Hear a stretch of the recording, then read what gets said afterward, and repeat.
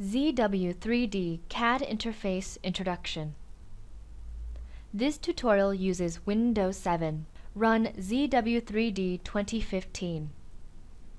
Click this button to show the menu bar. This is the ribbon toolbar. Click New Command to create an empty file. This is the modeling interface. At the top, you have the menu bar. Pick any menu to view the related features.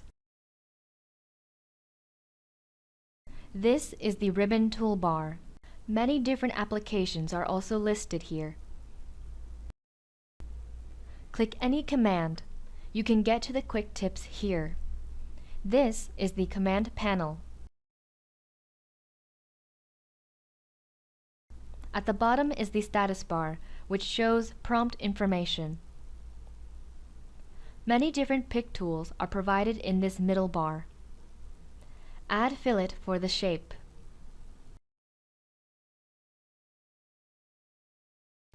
On the left is the manager. First is the history manager, where you can play operations to see the design process. In the work area, on top is the document aware toolbar.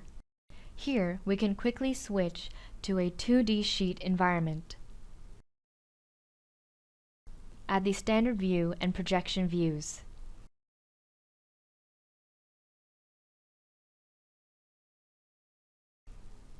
This is the exit icon. From here, we can quickly return to the previous work environment. This is the Object Manager. ZW3D has a unique feature: multi-object file management. It means that one file can hold many different parts, assemblies, 2D sheets, and CAM plans. This is the Assembly Manager. The third one is the View Manager. Fourth is the Visual Manager.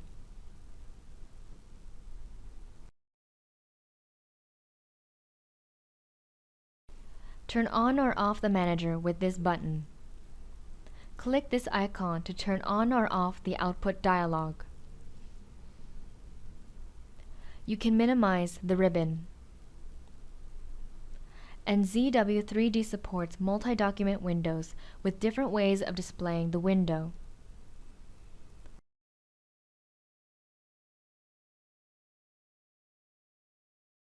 Double-click the title bar to maximize the window.